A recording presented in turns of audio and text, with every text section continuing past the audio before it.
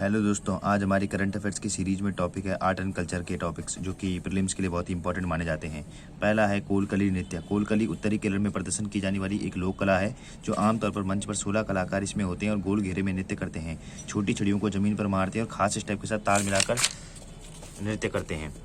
कोलकली का मूल हिंदू मंदिरों में पाया जाता है। इस लोक कला में मुस्लिम समुदाय ने भी महत्वपूर्ण भूमिका निभाई थी। इंपॉर्टेंट है, कण्णूर जिले का पैनूर कोलकली के लिए एक महत्वपूर्ण स्थान रखता है। महिलाओं की प्रस्तुति कोलाटम कहलाती है। इसमें महिलाएं बढ़ चढ़कर भाग लेती थी या लेती हैं। महिलाओं की स्थिति इसमें कोलाटम कहलाती है। दूसरा है, चर्चा में चला कामाख्या मंदिर। भूटान नरेश जो भारत की यात्रा पर आए थे, उन्होंने कामाख्या मंदिर का भ्रमण किया। गुवाहाटी में नीलांचल घाटियों पर पहाड़ियों पर स्थित है। कामाख्या मंदिर 51 शक्तिपीठों में से एक है। अंबुबाची मेला देवी कामाख्या की प्रजनन क्षमता को दर्शाता है। इस मंदिर में कोई मूर्ति नहीं है। देवी कामाख्या को सिद्ध कुब्जिका के रूप में जाना जाता है। इनकी पहचान काली और महात्रिपुर सुंदरी के रूप में की जाती है। अंबुबाची मेला मासिक धर्म स्वच्छता के बारे में जागरूकता को बढ़ावा देने का अवसर है। तीसरा है, कोंडाविड किला। आंध्र प्रदेश सरकार ने कोंडाविड किले में गैलरी निर्माण करने की अनुमति दी थी। इस किले का निर्माण रेड्डी राजवंश के संस्थापक पोर्लया वेमा रेड्डी ने करवाया था। यह किला गुंटूर के निकट कृष्णा नदी के दक्षिणी तट पर स्थित है। यह मैपिंग के लिए इंपॉर्टेंट है। इसके रणनीतिक महत्व के चलते इस पर विजयनगर के शासकों समेत अंग्रेजों ने भी अपना आधिपत्य स्थापित किया। आंध्र प्रदेश के तटीय क्षेत्र पर स्थित रेड्डी राजवंश का काल 1325 से 1498 तक माना जाता है। जो कोंडाविड किला रेड्डी राजवंश की राजधानी थी। रेड्डी राजवंश का तुलुग साहित्य को संरक्षण देने में एक महत्वपूर्ण योगदान है। ठीक है, उसके बाद अगर हम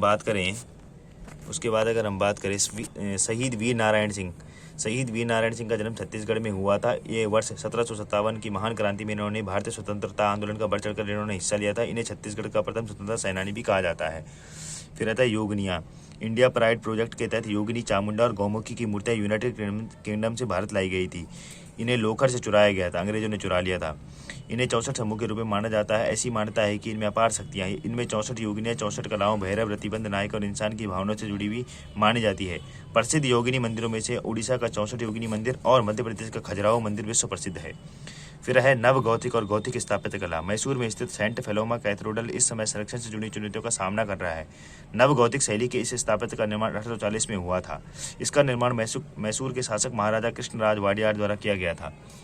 नव गौथिक स्थापत्य कला। नव गौथिक स्थापत्य की रचनाएं गौथिक स्थापत्य की तुलना में बड़ी होती है। इसकी उत्पत्ति 18वीं शताब्दी में ब्रिटेन में हुई थी। गौथिक स्थापत्य कला का विकास 12वीं से 16वीं शताब्दी के मध्य यूरोप महाद्वीप में हुआ था। इस महाद्वीप में बनी हुई कुछ मुख्य रचनाएं हैं मैसूर का पैलेस है चेन्नई में और छत्रपति साहूजी महाराजा टर्मिनल है कोलकाता में।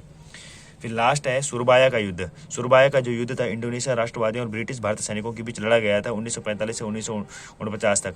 युद्ध के समय इंडोनेशिया डच का एक उपनिवेश था। युद्ध का परिणाम क्या हुआ? ब्रिटिश और ब्रिटिश भारतीय सेनाओं की जीत हुई थी। इस युद्ध को आज भी इंडोनेशिया प्रतीक के रूप में माना जाता है और इंडोनेशिया में इसे प्रत्येक वर्ष हीरोज डे के रूप में मनाया जाता है। इस प्रकार से हमने आर्ट एंड कल्चर के यूपीएससी प्रीलिम्स 2024 के लिए कुछ इंपॉर्टेंट टॉपिक्स को जाना। अगर आपको वीडियो अच्छी लगी तो वीडियो को लाइक, शेयर और सब्सक्राइब जरूर कीजिए। हमारे साथ बने रहिए। तब तक के धन्यवाद।